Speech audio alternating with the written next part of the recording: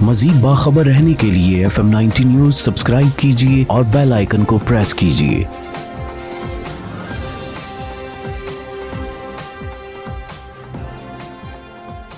السلام علیکم، یہ ہے FM 90 نیوز، میں ہوں جاوید اختر۔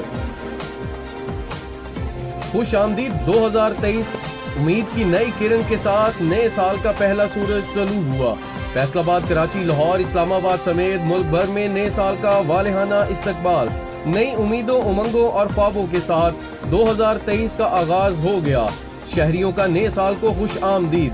سال نو کے آغاز پر ملک کی ترقی، خوشحالی اور استحکام کے لیے خصوصی دعائیں۔ خوشیوں اور کامیابیوں کی دعاؤں کے ساتھ FM 90 نیوز کی طرف سے اہل وطن کو نیا سال مبارک۔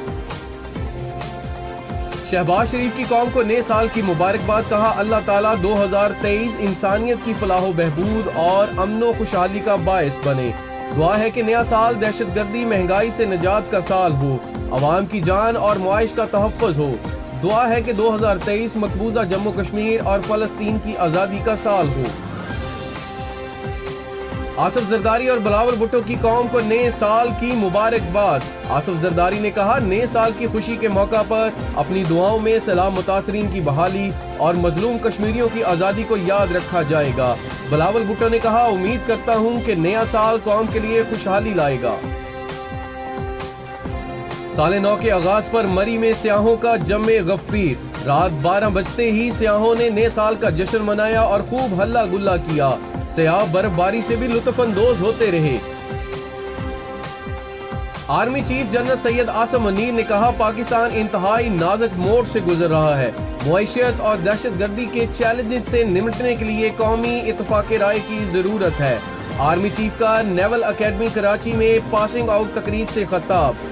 آرمی چیف نے یادگار شہداء پر حاضری دی اور پھولوں کی چادر بھی چڑھائی۔ چیئرمین تحریک انصاف عمران خان نے کہا، 2022 میں بہترین معاشی کارکردگی دکھانے والی حکومت کو سازش سے ہٹایا گیا۔ ملک مجرموں کو ایک گروہ کے حوالے کر دیا گیا۔ امپورٹڈ حکومت نے معیشت کو تباہ کیا اور خود کو NRO 2 دیا۔ موجودہ صورتحال اور ڈیفالٹ کے خطرے کے باوجود پر امید ہوں۔ بھروسہ ہے کہ 2023 میں تحریک انصاف مضبوط حکومت بنائے گی۔ پریزاد اور سنگ ماں سال کے دو بہترین ڈرامے رہے۔ ہم ٹی وی انٹرٹینمنٹ اس سال بھی سب کی اولین پسند رہے۔ ڈپٹی کمشنر فیصل آباد عمران حامد شیخ کا نولٹی پل فش مارکیٹ کا دورہ۔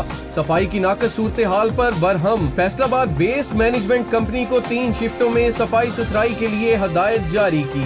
واسا کو سیوریج سسٹم کی بحالی، فش مارکیٹ میں کچرا اور دیگر ملبہ اٹھانے کی تاکید۔ IG پنجاب پولیس عامر ذوالفقار کے ویژن کے مطابق RPO فیصل آباد سرفراز احمد فلکی کی روزانہ کی بنیاد پر پولیس افسران اور ملازمین سے ملاقات کا سلسلہ جاری۔ RPO فیصل آباد سرفراز احمد فلکی کا کہنا ہے کہ ملازمین سے مل کر ان کے مسائل جاننا اور ان کا حل بطور ریجنل پولیس آفیسر فیصل آباد میری اولین ترجیح میں ہے۔ سٹی پولیس آفیسر سید خالد محمود حمدانی نے PSO سوشل میڈیا ٹیم اور PRO برانچ کو بہترین کارکردگی پر شاباش دی اور تعریفی سرٹیفکیٹ سے نوازا۔ PRO to CPO محمد اسماعیل نے سٹی پولیس آفیسر سید خالد محمود حمدانی کا شکریہ ادا کیا۔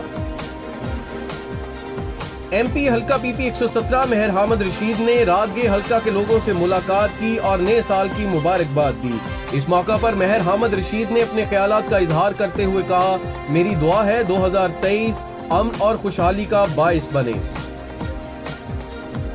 Chief traffic officer Chaudhry Asif Siddique کا کہنا ہے کہ میری دعا ہے 2023 ہمارے لیے امن اور خوشحالی کا باعث بنے۔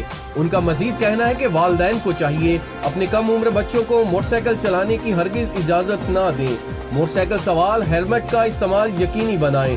آپ کے محفوظ سفر کے لیے کوشاں، سٹی ٹریفک پولیس فیصل آباد۔ امیدوار برائے سٹی میئر اور امیدوار برائے MP حلقہ PP 112 اور vice chairman Pakistan flour mills ایسوسی ایشن پنجاب حاجی عبداللہ خان دمڑ کی قوم کو نئے سال کی مبارکباد۔ کہا، میری دعا ہے 2023 قوم کے لیے خوشحالی لائے۔